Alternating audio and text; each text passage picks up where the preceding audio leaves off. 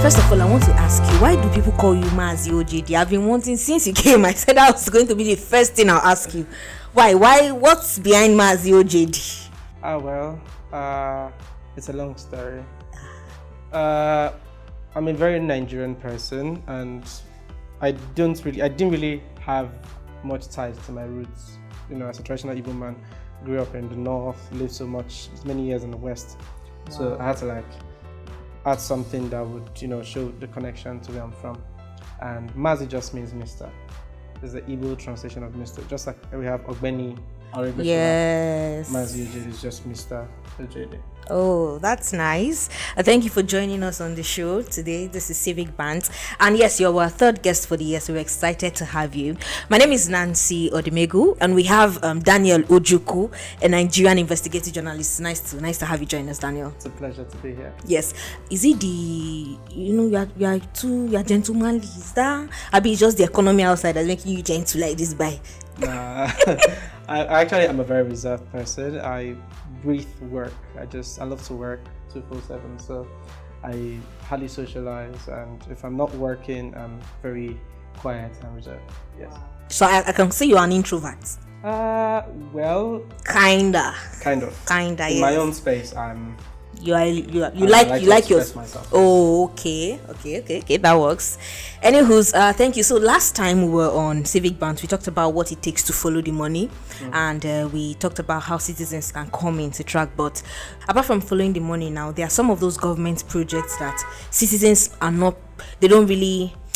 For instance, you're a Nigerian journalist, you know the right questions to ask, you know where to go, you can access places that irregular Nigerians can access.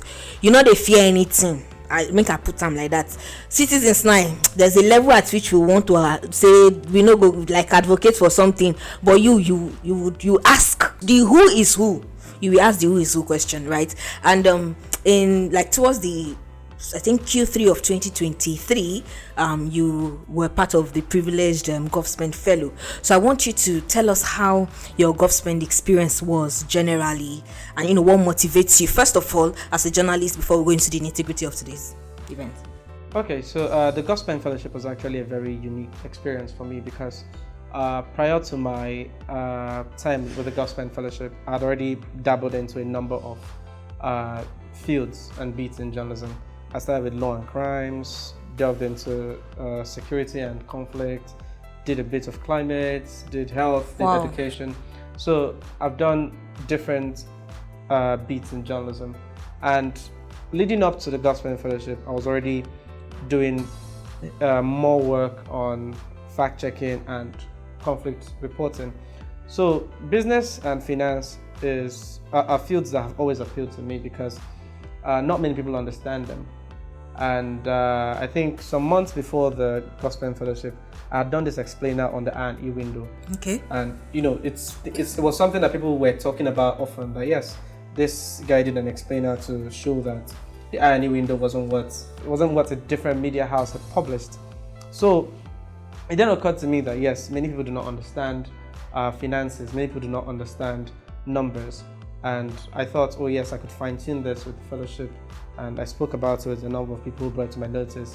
And I went and got the training. Budget provided an amazing platform. The training, the mentors, the facilities were thought with, helped us create ideas, generate ideas, go to the field, uncover things that were erroneous in the Nigerian contract space.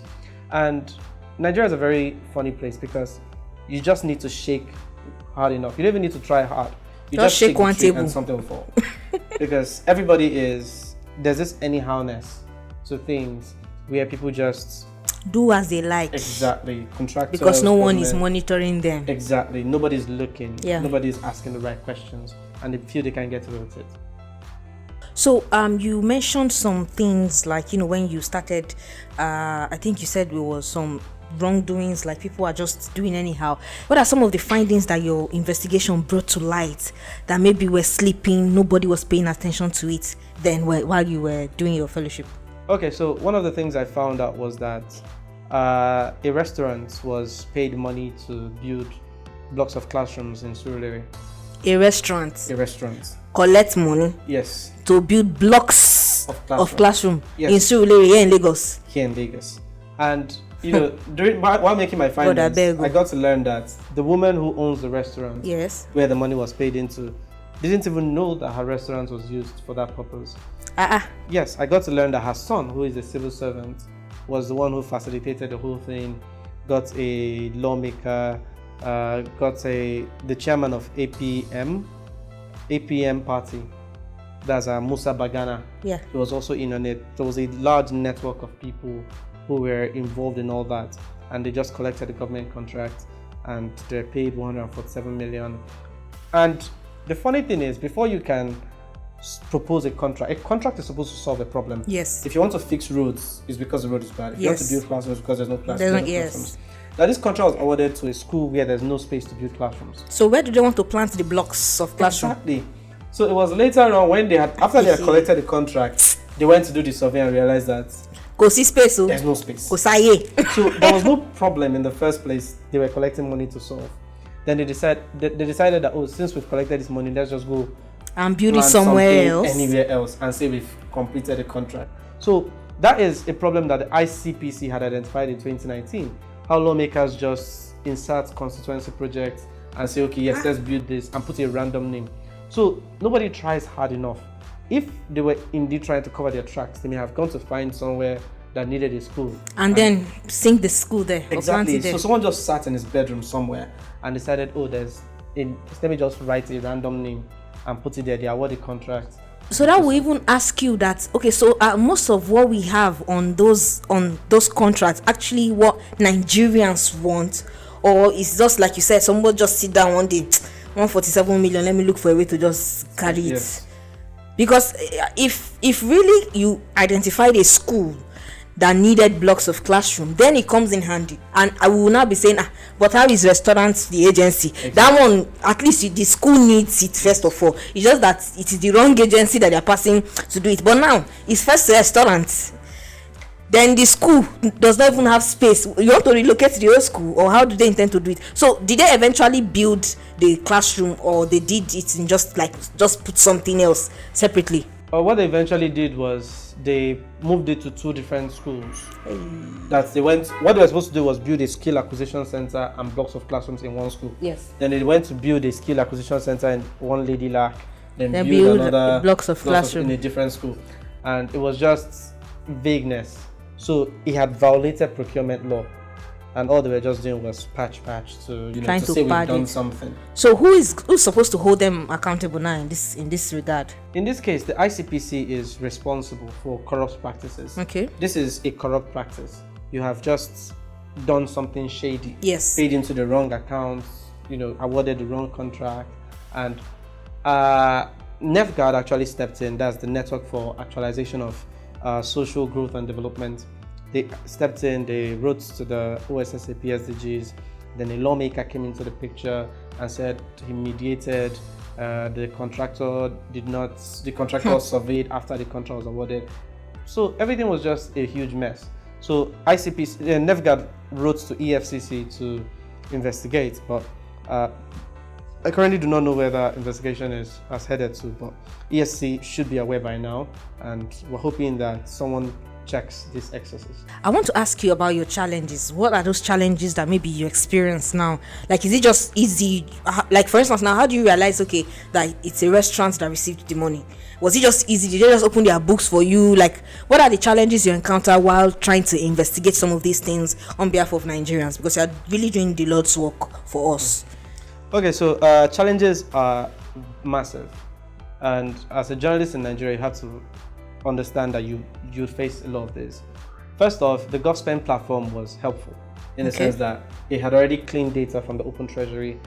The Open Treasury portal was initiated by the government in, I think, 2022 or so. Yeah. And the government made that portal so complex. It's supposed to be a platform where citizens can tour through and get information, but it's too complex. It's difficult. It's very difficult for them to understand. Exactly. So the Govspend platform simplifies that. And during my research, I found that I was touring through the OSSAP SDGs contract awards, and I got to see Enseno GV I'm like, okay, let me just look into this. Only for me to then see even their website is very poorly done. They just, when you're building a website, you're supposed to put organic material, but they imported so many things, white chefs, lorem ipsum, just template material. Yeah. So it's not even up and running. It's just a demo. Exactly. So then we had to pay lawyers to go dig in to get us their MEMAT. That's the object for their for while they're set up, the registration with CAC and everything. And then we tried getting information from the OSSCP SDGs. In Nigeria, people do not honor FOI requests. It's a major challenge for every journalist. So you write to these people, and the FOI Act mandates everybody to provide information. Government agencies, public officials, provide information as long as it doesn't threaten national security. Yeah. But they failed to. 7 days elapsed, 1 week, 2 weeks, nobody responds. We wrote to the Enseno GV, they failed to respond. We called them and everything was so shady. So the big challenge Nigerian journalists face is lack of access to information. You write to people, they don't want to provide anything. You call them, they don't want to provide information. And then when you go to press, they come hard on you. They start asking questions. Why did you do this? Why did you do that? And they try to cajole you. I remember Bagana called me once, and he was not once. He called a number of times. Was offering bribes and trying to kill the story, trying to get us to collect whatever sum of money he was willing. He admitted on the phone that yes, we did wrong. Yes, we violated this. Yes, we're That's learning. regarding the restaurant story. Yes. Hey, God. He admitted wrongdoing. He was the one who volunteered information and said, yes, the woman who owns this place didn't even know. And it was her son, who is the civil servant, That's who orchestrated this, everything. and they did it together. But the son couldn't come forward because the civil servant and he can't speak to the press. Yes. So in this case, we're trying to. He began calling other journalists, and I tell you this for a fact: some journalists in Nigeria are the problem of our society. country. Yes. So there were journalists who were calling, trying to pull the story down, saying there were journalists calling on behalf of him. Yes. Trying to, should I say, suppress your own story now. Trying to get us to pull the story down. They would say, oh, they're veterans, they've worked in this space if for you have about worked, 20 years. kill that, what it concern us? See, there's so much that goes on in the media space. There are people who would get into government or get into the corridor of power, become press release men, write anything on behalf of these people. Yes. And they feel that, because they're veterans, they can speak to you and you would feed, you would answer them. That kind of thing. And then so many other people will call and say, oh, we appreciate your work, you're doing amazing. Oh, can we sit down and talk? There's this story, I followed your previous work, you do amazing, but there's this particular story, I feel that you could have done this, you could have done Good that. cop, bad cop. Exactly. So there were so many, and what I did was, when I was getting those calls steadily, I called Bagana and said, look, I know what you want. Just tell these people to stop calling me. Yes, at least, kilo day. After that phone call, the call stopped. He first denied it and said, oh, he isn't asking anybody to call. I said, look, I'm not a novice. I know how these things work. But just tell your people to stop calling me. If you want to ask me anything, you can ask me yourself. And then after that, nobody called any longer.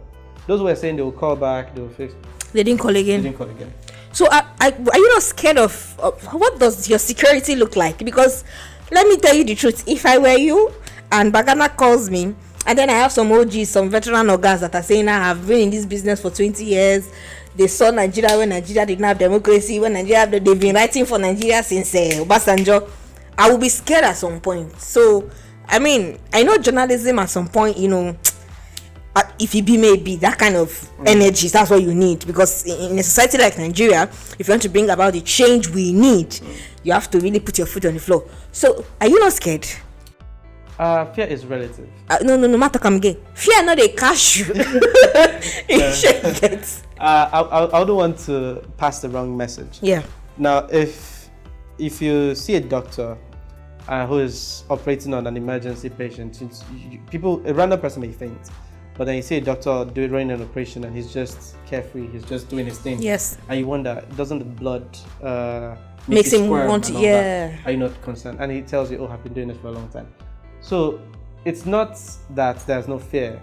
It's just when you do this for a long time, you get trainings, you practice, and then you know the right things to do. You know where to go to, you know what not to do, you know the kind of calls to take. Nobody can randomly call me and say, let's meet somewhere, and I go. Yeah, okay. There are always backings. There are relationships you build.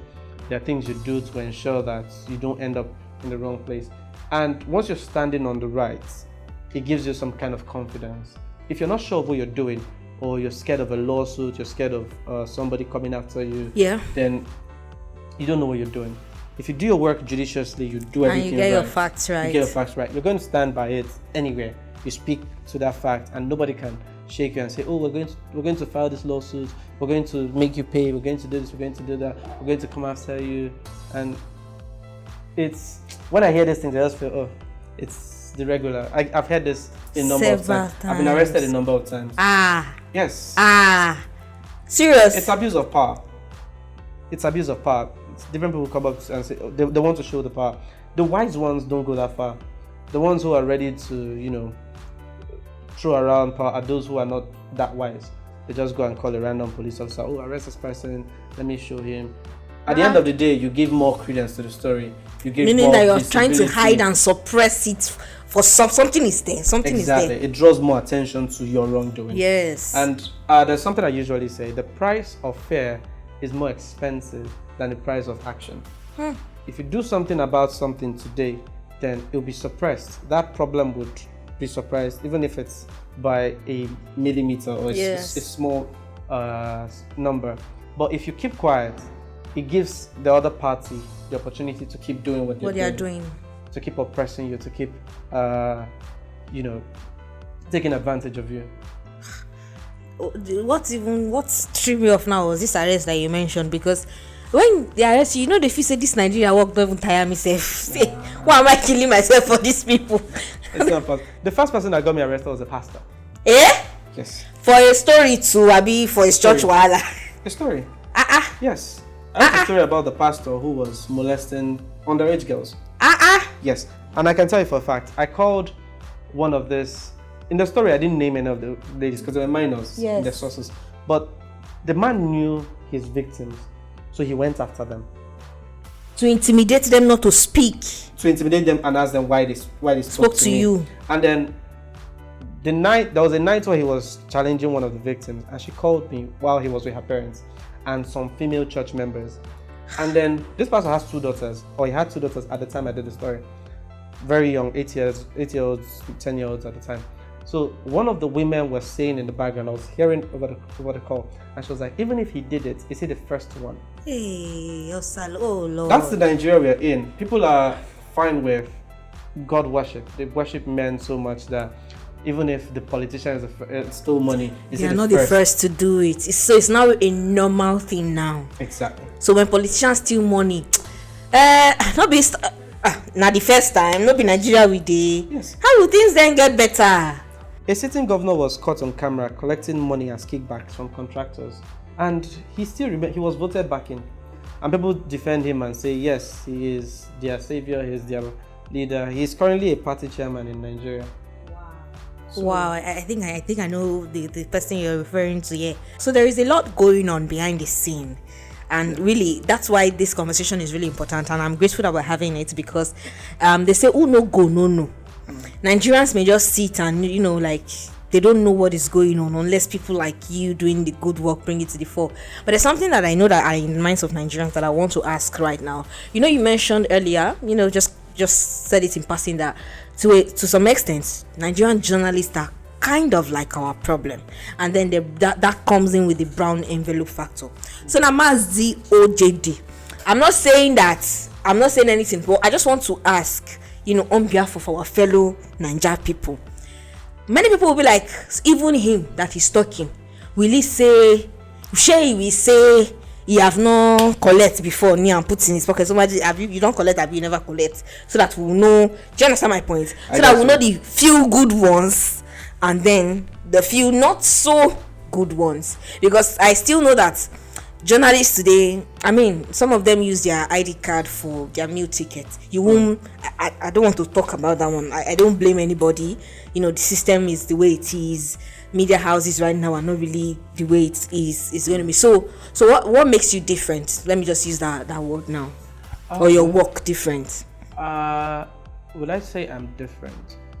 Well, this is the fact. Journalism is a profession. Yes. It's a job. People do it to earn money, and I wouldn't say I'm not one to judge anybody for the kind of practice they pursue. The only time it becomes a personal problem to me is when their work jeopardizes progress. Your own progress generally. Generally, if you're attempting to silence the masses, then you're a problem. If you're attempting to feed off of people's pain, then you're indeed a problem. Yeah. So journalists, there are journalists who practice a number of across different fields and sectors. Yeah. There are business journalists, there are sports journalists, there are entertainment journalists. Yeah. There are journalists who do a number of things for it. They tell different kinds of stories. Yes. So the space I dabble in is social justice. Okay. So, and human interest journalism. And if you're doing human interest and social justice journalism, you can't come with unclean hands. If you're doing whatever kind of journalism, that's fine. It's 100% perfect. You can tell whatever kind of story you want to. It's important work. But then once you're doing the work I do is social justice and human interest. It's not for profit. We don't do adverts. We don't take on adverts, because if we take your adverts, it means you're paying us in a way. Yes, and we can't hold you to account. Because you're our client. Exactly. Yeah, that's true. So if not, no carry business come again. Exactly. So if you're a bank, if you're an influential person, you can't come to me and advertise. Okay. But if you're a grant, if you give grants, you give donations, fine. We take those. So it ensures that the lines aren't blurred. You can't come to me and tell me that you did there's a wrongdoing, but because of $2,000, I should keep quiet about it. No. You can't ask me what's my vested interest. Why am I part of this society? What do you want to gain? This is social interest. It concerns the public. Have you done wrong or not? The next thing you're asking is, why are you interested in the matter? Did anybody send you? No. If you're right, you come with clean hands and show me that you're right. Or if you think I am right, take me to court. Let's stand before a judge and you can tell this judge that. But some journalists, we've seen journalists who would stand on the right side for a long time, and then when they have the opportunity to go into power, not all of them. I have friends in government who are former journalists, some who have never practiced, and these people stand on the right side all the time. There are some people in government who are amazing, but there are some who would stand against these bad eggs for so many years, and then they get the opportunity to taste power. And then they become like what they are standing against. Exactly. If you read the newspapers of the 1990s, the early 2000s, the likes of Bayo Onanuga, what they were writing in those days, what they were exposing, if you were reading the opinions of Festus Keyamo and co., and then you listen to what they're saying these days, you will be like, it's just not the same person. There's that kind of thing. You read someone like Femi Adesina, very sound man. He used to be very notorious for his amazing journalism. And then you read his book on Buhari, the same Buhari we all experienced, and you begin to wonder what's going on. So it's not a Nigerian thing only. I mean, in the US, CNN and Fox are on opposite divides. CNN is Democrats, Fox the other one is Republican. So there are people who choose their biases. In Nigeria, TVC is on one side, AIT is on another side, Horizon on another side.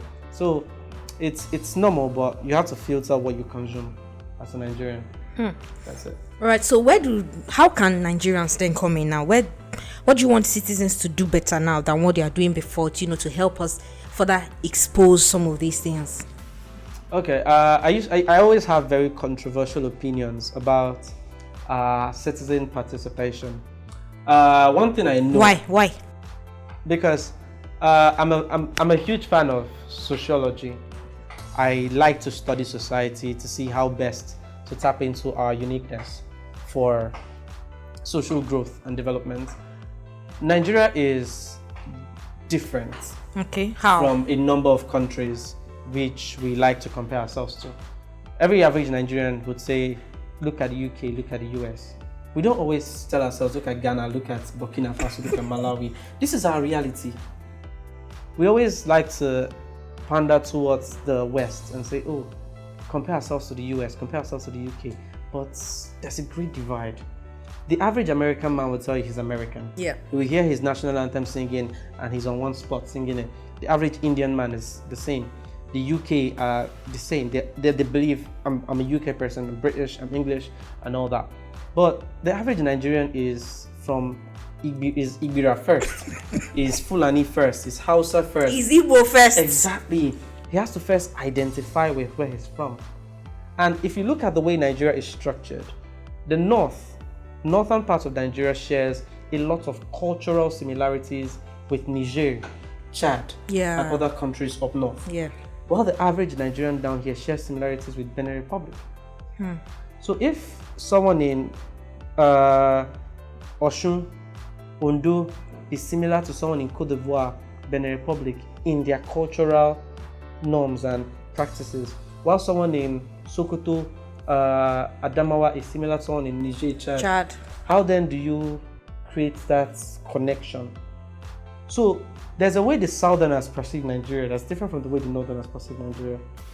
I remember the last time we had a massive global nationwide protest.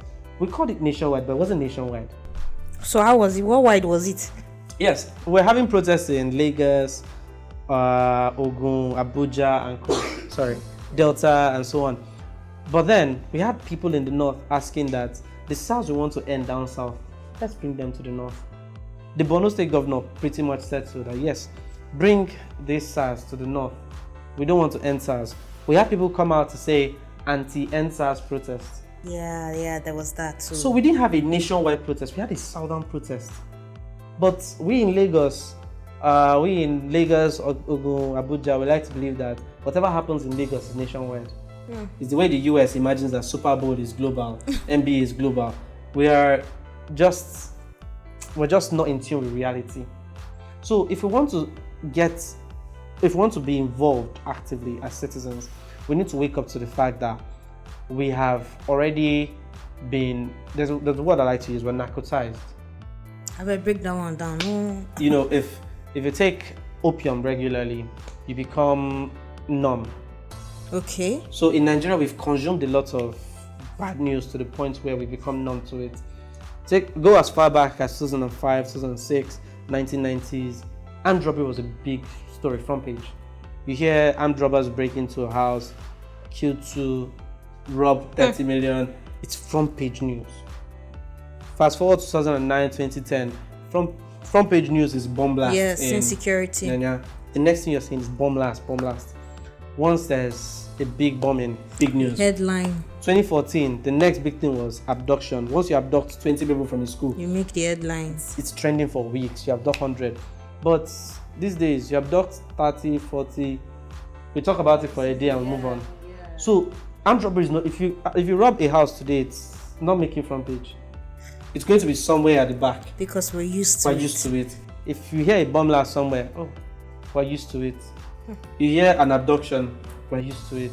You hear that someone stole $6.2 million at the forged Buhari signature, we're laughing.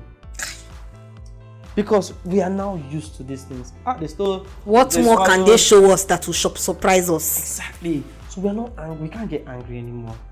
It will take a whole lot. Probably if someone steals the entire budget, maybe we budget 1 trillion naira for this year. Someone steals the whole thing. Then he go shake us. We can now shake. But you hear that someone stole 60 million from government coffers. It's not just 60 million. How much is 60 million? Snake swallowed money. Exactly. The monkey not swallow money.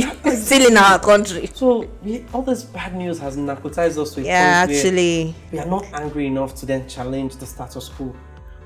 We've adjusted to it, so it doesn't. So because we don't want it to get to us, there's the way you don't want to have BP on someone else's matter. So you just look for a way to just manage the person. Exactly. There was a time ID Kabasa was speaking on Honest Bunch podcast, and he said he doesn't watch the news any longer because it's just bad news. Okay. You turn on your TV and all you see is bad news. Bad news sells every day. But journalists don't make the news. It's things that happen, it's things that happen that actually make the news, the front page. We are distracted by the entertainment industry. Our entertainment industry is booming. Music is amazing. Yeah. Sports is amazing. Yes, movies, actually. Those things are what Nigerians want. The Nigerian dream is to jackpot. Standard now. Enjoy the entertainment, go into skit making if you can. Gather money, jackpot. That is it. So we need to refocus.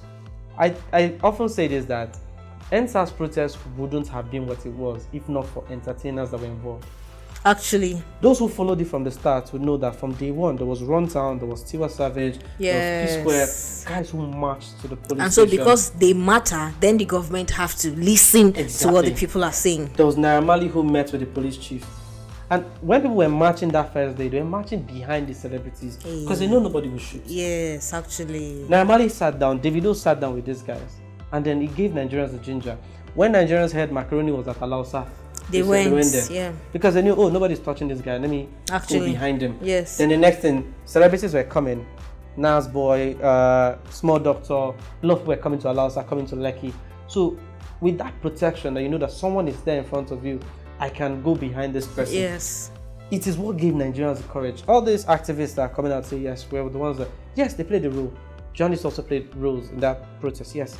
But what made it as big as it was the celebrities. the people who Nigerians considered influencers. Those celebrities were influential to the protest. So if Nigeria wants to get back to where it really should be, we need those names that would spur Nigerians to come forward. Yes. Put them at the forefront. Let's all consider that, yes, we have reached our breaking point. Let's ask these people questions. Put Fowles back on the road. Put Tiwa Savage back on the road. If you are nobodies on the road without names, faceless people, the police will come up with their water canisters, throw tear gas and everything. And everybody disperses. Everybody disperses. Yeah. But we need something new. We need people to refuse these peanuts. Tell them, we're not accepting your bribes. We're no longer listening to you. We want to change. They will change. Wow, that's a lot. Thank you for that. It's been interesting talking to you. You've really opened our eyes to things from another angle, and I'm looking forward to having you again, because there are more that we need to delve into, but don't worry, we'll work towards that. So while we wrap up, just give us some recommendation. If you were to talk to the government now for them to change what they're doing, maybe change the way they roll things now, what would you tell them, and what would be like your last word, really? Okay, if I was the president of Nigeria today, the first thing I'll look at is governance.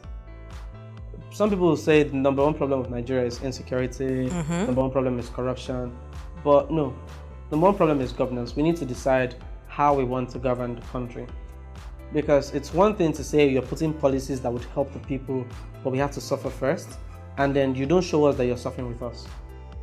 Because if you're telling us we have to buy bags of rice at 81,000, and then you are budgeting 160 million per head for vehicles you would use, it doesn't correlate. It doesn't show us that you're in our shoes. Yeah. You're showing us that you want to enjoy, you want to live exorbitantly, then we have to suffer. You have to bring everybody on board. Every problem we've ever had in Nigeria is a problem of governance. We haven't decided that we are ready to govern Nigeria. Everyone who comes on board is down for his own self. Yeah, for their personal interest first. A Bayelsa Minister of Petroleum is stealing money, Alice Madweke. A president from the north, Buhari, Northerners are doing their thing, Emefiele is stealing money for himself. But then, if we look at every problem that has ever happened, the militancy, is because they felt cheated. The insecurity, the Boko Haram, the bandits, they all felt cheated. The Fulani headers will tell you that they feel cheated, that the Fulanis have been marginalized for a long time. IPOB will tell you we are cheated, that the Igbos were never accepted since the Civil War. Everybody in Nigeria feels cheated one way or the other. If you bring everybody to the table and tell them you have seen, we are going to recognize your struggles. We are going to act in ways that show that you belong to Nigeria. Yeah. It solves a lot of problems. You no longer have the idea of, oh, I need an Igbo man to be in government before I can feel like a Nigerian is ruling me, or I need a Fulani in government before I can feel a sense of Nigeria or a sense of government. So yes, that's what I'll do. Governance. You tackle governance first. Thank you so much. It's been nice having you. It's been an interesting conversation so far. So, but before you go, you give us a shout out. Our new podcast, Civic Band. Tell people why they should listen to us, because we are the only ones that bring the bass boost to the table. Nobody can bring a Mazio JD other than us. So we are that special. So please give us a shout out, Civic Band. Yeah. Okay. Yes. I do suck at shout outs and all that.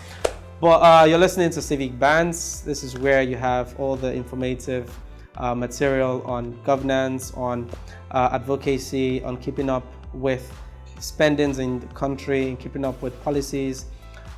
Stay tuned, pay attention, because it's only going up from here. Yep, thank you. All right, that's it, people, on today's episode. Thank you for listening. Please follow us on social media. It's Budget NG. Mazi is Mazi_OJD. Yes, on Twitter. All right, don't stop listening. Right, we have about 3 episodes out now. Leave your thoughts, leave your feedback, and we'll get back to you. Thank you so much. My name is Nancy. Until the next one. Bye for now.